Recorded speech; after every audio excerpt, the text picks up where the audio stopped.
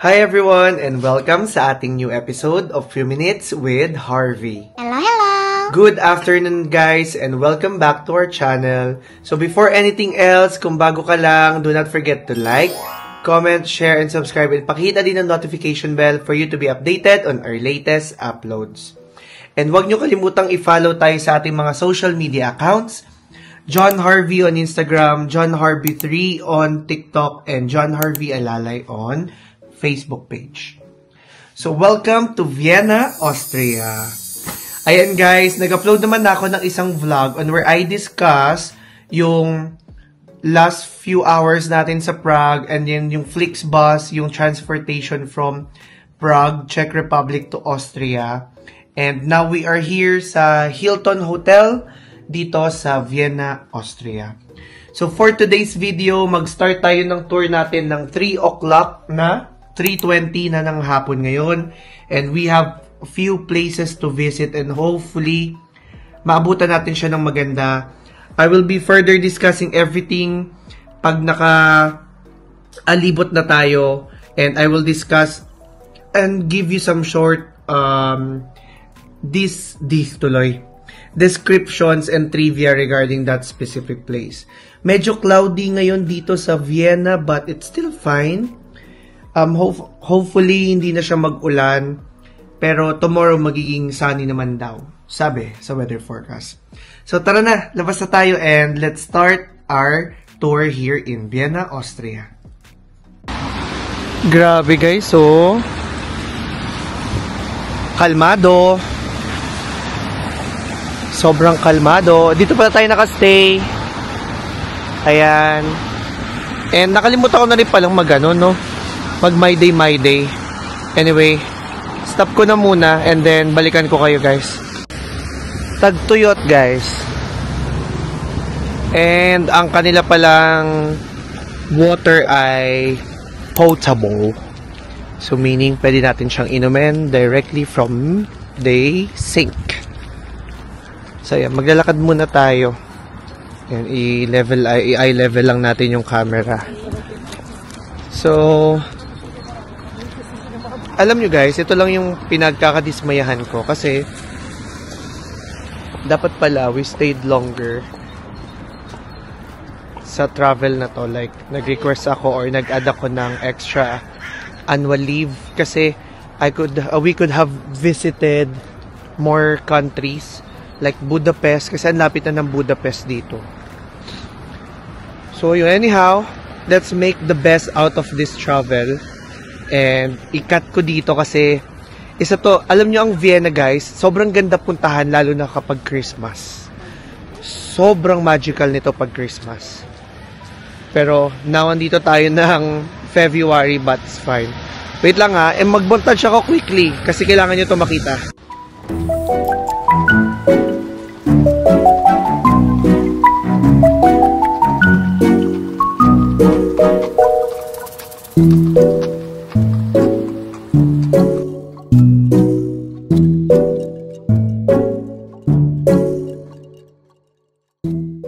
Grabe guys, andito na tayo sa St. Stephen's Cathedral. So before ko siya ipakita sa inyo, grabe na mesmerize ako sa ganda. Likod to ang harap na dun sa kabila. So to give you a brief idea about St. Stephen's Cathedral, so this is located in Vienna, Austria, and a stunning Gothic masterpiece and a symbol of the city with its towering spire and colorful tiled roof. Oo nga, ayun o. It is a must-see for visitor. Inside, you'll find an intricate stainless glass windows, impressive sculpture, and a rich history dating back to 12th century. Wow. Pakita ko siya sa inyo, ha? I-montage natin din, tsaka tayo magbigay ng description ulit.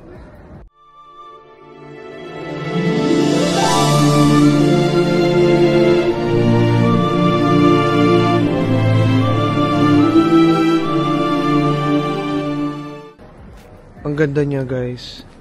Likod pa lang yun Free naman daw to pasukin. So, let's see kung free nga ba siya pasukin. Mukhang dito na tayo dumaan. Then, hopefully makapasok tayo and sana makapag-video tayo. Mostly naman, nung sa Prague, pwede kang pumasok sa church. May bayad yung iba, or mostly lahat. Pero, you can take, ano ba yun? Ba't tagilid ang mukha ko, day? Ganyan.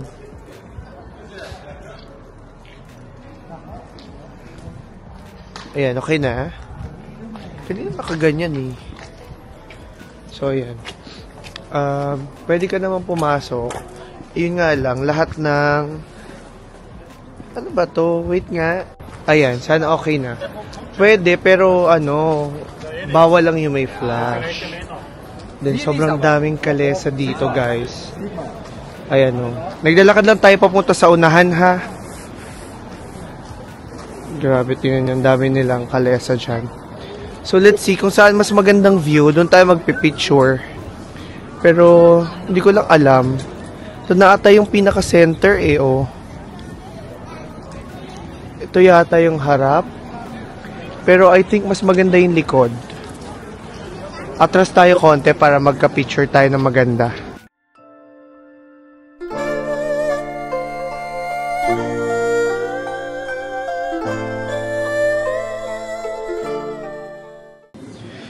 Sobrang ganda ng loob. Apakasolemn. Nakadikit lang ako kaya medyo malakas yung boses ko, guys. Pero, grabe. Isa to sa mga pinakamagandang simbahan na nakita ko sa buong buhay ko. Grabe. Sobrang ano niya. Bago yung organ pa nila, oh. Wow. Steel organ. Ang ganda, guys. Sobrang ganda. Tingnan nyo naman yung loob. Yung intricacy niyan. OA. Wow. Okay ha, ikakat ko na dito, guys. Magdadasal muna ako. I'll pray for everyone. Kita niyo yung simbahan, no? Ito lang yung kaisa-isang simbahan na napasok namin sa Europe na hindi mo kailangang magbayad para makita mo si God. May bayad sa loob if you wanna explore the catacombs or yung mga libingan sa ilalim ng simbahan. And if you have to enter the aisle. But sa gilid, you can roam around. And pwede ka pumasok. Yung ibang church kasi, like may certain amount, then bayad ka talaga para lang makita mo yung mismong altar, yung loob pa lang. Dito hindi pwede. So highly recommended siya. And open siya every day from 6 a.m. to 10 p.m. So hindi yung ano, saan ba yung pinuntahan natin na may bayad ang mga churches, hindi ka makapasok? Italy naman free din eh. Saan pa ba? Portugal. Portugal yung may mga bayad. Tsaka puro sarado. Yung doon din. Dito dun sa huli. Oh, sa Prague. Oo. At least dito hindi office hours si God. So now, papunta naman na tayo dun sa Palais Don Kensky. Hindi namin nilalakasan kasi baka mali yung pronunciation namin. Sorry. Sorry. Masita tayo. Sabihin ano-anong binabanggit natin. So, cut na muna natin to bago pa to humaba ng malala. Maglalakad na muna kami. Pero grabe, giving talaga.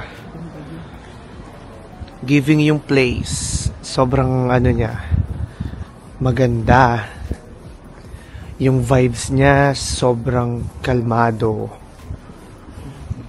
Maybe because it's Sunday and since most of the European countries, they value weekends. They close early dahil mas prefer nilang magpahinga. So, siya, ikat na muna natin.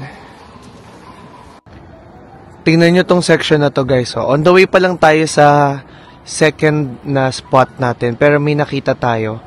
Pero hindi ko lang siya sure kung alin. Isa-search natin siya para mabigyan natin ng justice.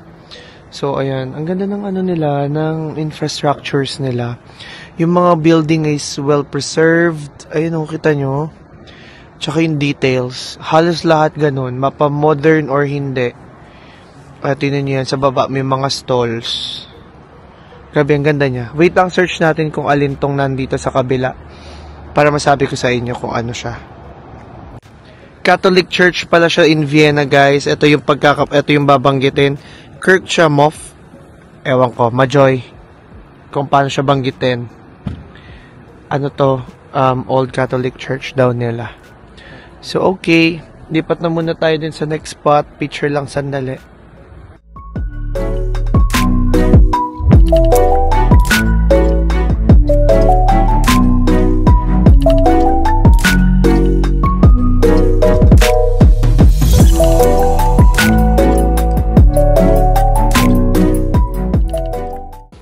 Andito na tayo sa loob ng Palais. Pero hindi ko sure. Nakalagay naman kasi free. Ano ba to? Ba't may nakalagay na price? Binibenta. Pero hindi ko alam alin dito yung pwede nating bisitahin. Pero since nandito na tayo, mukhang sarado na siya. Sunday close. Sunday close siya, guys. Nakalagay? Oo.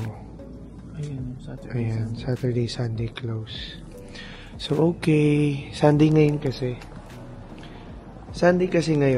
So, close siya. So, if may extra time tayo bukas, babalikan natin siya, guys. So, head na tayo sa ating next stop. So, balitaan ko kayo. So, hindi mo na ako magbibigay ng details dito kasi hindi mo natin siya napuntahan. Although napuntahan natin, hindi natin napasok. So, nonsense lang kung bibigyan ko kayo ng info. So, wait lang. Search muna kami sa kami next. Alam nyo bang hindi ako masyadong nag-expect sa Austria? Pero grabe. Sobrang giving. It's giving, ancient times realness. Ganon. Ay, gumalaw. Ang ganda niya. Kahit saan ka mapalingon, yung tawid na. Kahit saan ka mapalingon, lahat ng infrastructures and buildings sila sobrang gaganda. What more pa to kapag Christmas, imagine niyo, yung feels niya, iba. Ang kalmado, ang ganda, ang banayad, ang vibe, ang astig, ganon. So now, nandito naman tayo sa, Berggarten.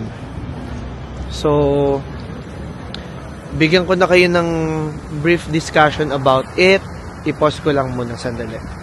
Andito na tayo ngayon sa Berggarten. So, to give you a short description, Berggarten is a beautiful park located in the heart of Vienna, Austria. It was once the private garden of the Hofburg Palace, the winter residence of the Habsburg emperors. Today, it's a public park on where people can relax and enjoy the scenery. So, ito, meron ditong Mozart. May Mozart monument, a tribute to the famous composer Wolfgang Amadeus Mozart, who lived and worked in Vienna. So, ayan si Mozart, guys. If familiar kayo kay Mozart, ayan. And this one. Kaya tinawag na Land of Music ito eh. At saka, Land of Dreams and something. Basta yon. And ayan yung vicinity niya. Mag-montage tayo sandali.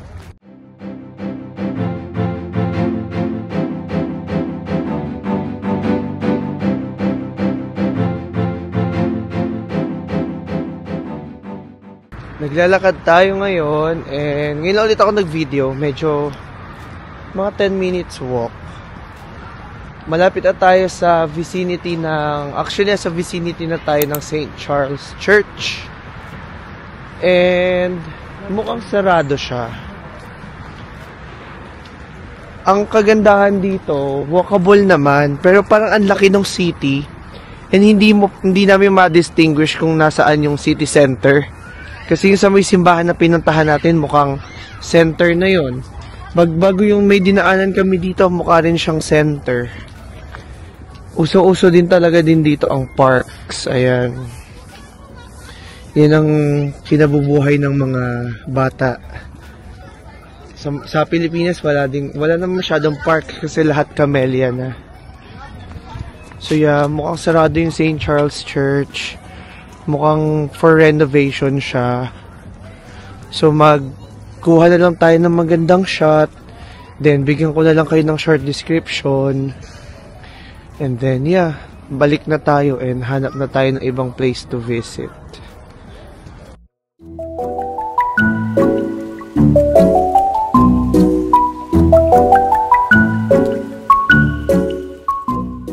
Bali, ayan, ang St. Charles Church, also known as Carl's Church, hindi ka na nilalakasan, is a prominent Baroque church located in Vienna. It's considered as one of the most important Baroque buildings in the city and is popular tourist attraction. Impressive daw yung architecture, yung historical significance niya kasi 18th century pa to ginawa. And then yung art and decor niya, ang mga sculptures and paintings ng renowned artists ay nasa loob and nasa gitna siya ng Vienna Square. So let's see, since hanggang 6 PM naman siya and may nakita tayong tao sa taas, hopefully we manage to enter kahit dito siguro sa gilid. Sana makapasok tayo. So kapag wala kayong nakita na video ng loob after nito, edi hindi tayo nakapasok, diba? Pero yeah, we will try. Ayun yung makikita nyo sa loob, guys. Yung nasa likod, yun yung itsura ng altar. Ayan. Hindi yan. So, ayun. Lumabas na siya. Paalis na tayo doon sa last spot na pinuntahan natin. Yung St. Charles Cathedral. And na-cover naman natin lahat ng dapat nating puntahan for today. Yung isa, hindi na natin siya maabutin, yung parang food market nila for the main reason na Sunday ngayon and close siya ng weekend. So, pupuntahan natin siya bukas kasi magaang naman yung schedule natin dahil nga laid back lang yung travel natin. So now, dito na lang muna tayo maglilibot-libot sa pinaka city center nila and mag-explore lang tayo hanggang sa ginawin tayo maigi. So ngayon bukas na yung light, 6 PM na exactly. And ayan ang itsura sa kabilang side. Ayan. Diba? Grabe, imagine niyo mamaya kung gaano kadami yung iilawin yan. Sobrang ganda. Oh? Wow. Kaya excited na rin kami maglibot-libot ng gabi dito. I-cut ko muna and then balik tayo kapag nakapunta na tayo sa iba pang area. Tigil ka lang saglit. Grabe oh. Kita nyo yan? Ito na yung city center nila, guys. We are now here at Wien or Wien. Kung paano nyo man siya brigkasin. Nandito tayo sa may city center nila. And lilibutin natin siya for this evening. Okay?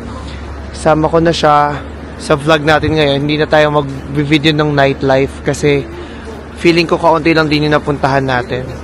At kinat ko naman yung vlog kanina. So, idugtong na natin to. We are now walking sa pinaka city center nila. And 6 PM pa lang ngayon. So, wala naman tayong agenda na dahil tayo ay nakapaglibot naman na sa mga dapat natin puntahang spots. So, ang goal na lang natin ngayon is to explore more and humanap ng kakainang dinner. Sobrang lively nito, yung area na to. Pero naghahanap tayo ng Viennese food or yung pinaka recipe tuloy, restaurant na local para matikman naman natin kung ano yung lasa ng pagkain nila. Actually, totoo pala na ang language nila ay German and ang kanilang food din ay schnitzel and sausage. So, dito din galing yung Vienna sausage, guys. So, aiming tayo na makatikim tayo ng authentic na Vienna sausage. Buhay-buhay tong area na to. Medyo kalmado pa. Kasi ano lang eh. 5 pa lang. 6 o'clock pa lang. That's DJI Osmo 3. Yeah. The best camera in the whole world for vlogging, bro. Buy DJI Osmo 3, you know, you won't regret it, bro. Yeah, bro, Johnny, bro. Oh, diba? Jolly naman sila. Malalakas ang amat. So, ayun, lakad pa tayo.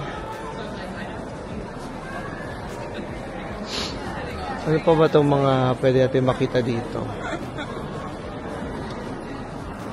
Uso din dito yung sa Prague uso yung Dubai chocolate. Dito din, Dubai style chocolate. Meron din, oh. Ayan, oh. Sumikat na siya. Maigi. Oh, 3 euro. Yung Dubai chocolate. 3 euro. Try natin. Oh, sige, bibili daw kami. Tatry namin. Dito tayo sa loob ng stall. Grabe. Ang daming options. Hanapin mo. Sana hindi tayo makapiright. Anyway, ikat ko na muna, guys. Baka tayo makapiright kasi. Ayun na yun sa dulo. Ayun ang mga milk. Ayoko kasi ng yung pistachio. Ayan. Dubai chocolate. Sige, bumili ka isa. Ito chocolate lang. Ito a bitter ball mix. Search mo, anong pinagkaiba? Ito yung tsura niya, guys. Yung gawa nila. So then ito yung isa. Tikman natin. Okay, nakabili na tayong chocolate. Titikman natin ngayon. 3 euro. Naubo kasi ang lamig eh. Lalo na nga pinalam muna natin. Siya. Tsaka nabagal na yung DJI kasi puno na simula yung sa Prague, hindi ko pa na itatransfer sa phone. Lipat ko mamaya. Sige na, tikman mo na. Cheers.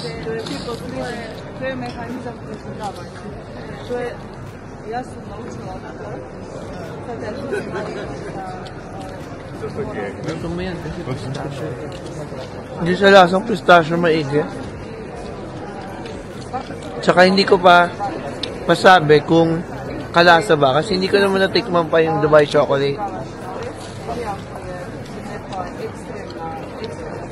Pero ayan, oh. Kita nyo? Masarap. Okay naman.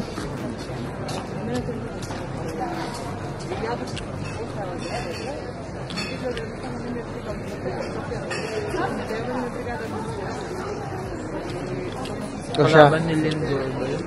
Ni Linda. Di parang yata yun eh. German brand. Okay naman siya, pero hindi siya ganun kalasang pistachio. Panoorin niyo yung yung Camondas. Yung Camondas chocolate ng Germany. Yun ang masarap. Na pistachio na tikman ko. Andiyan yun sa Germany vlog natin. O diba yung din galing mo sa Germany? Hindi ko alam. Naalala mo naghakot kayo ng nila Rihanna. Oo.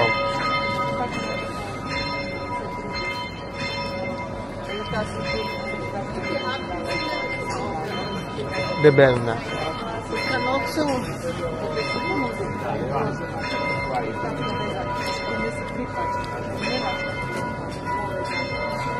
Hindi talaga ako fan ng chocolate. Kaya medyo nakakaumay.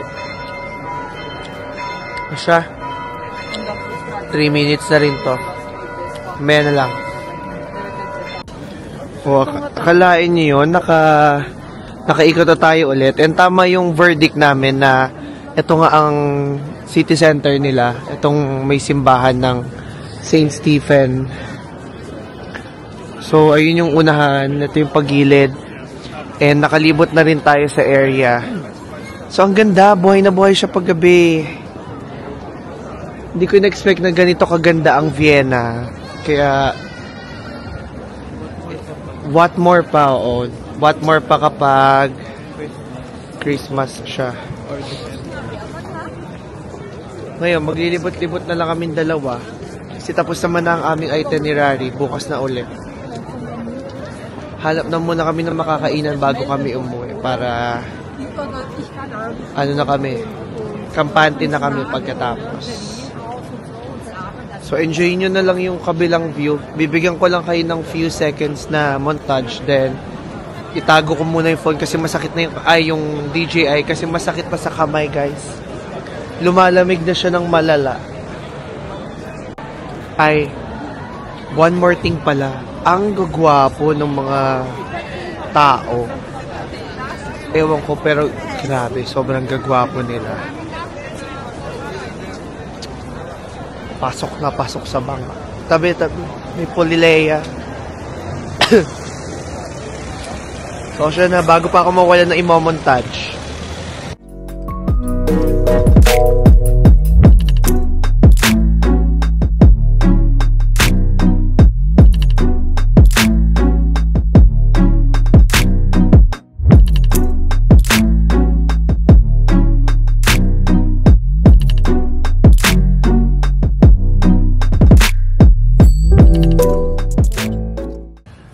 May na-search na tayong kakainan and nandito na tayo.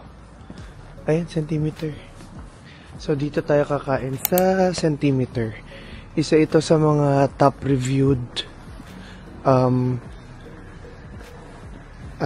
traditional cuisine ng Vienna. So, dito tayo kakain today. So, ito yung mga meals. So, i-translate na lang natin siya. Siguro isa sa atin mag-schnitzel. Then, isa sa atin mag-ribs. Ganun na lang para makain natin ng pareho. So, ito yung menu, guys. So, kung gusto nyo siyang puntahan, Centimeter ang pangalan. Okay? So, pasok na muna kami. As you can see, guys, yung pagkain namin, ayan yung schnitzel. Then, kapares talaga niyan yung fries. Masarap siya. Same lang din siya sa Germany. Medyo malutong lang yung crust niya, yung pinaka-covering. And of course, umorder din tayo ng baby back ribs. And meron yung side dish na parang onions and cabbage na may fries din. Masarap yung choices of sauce niya.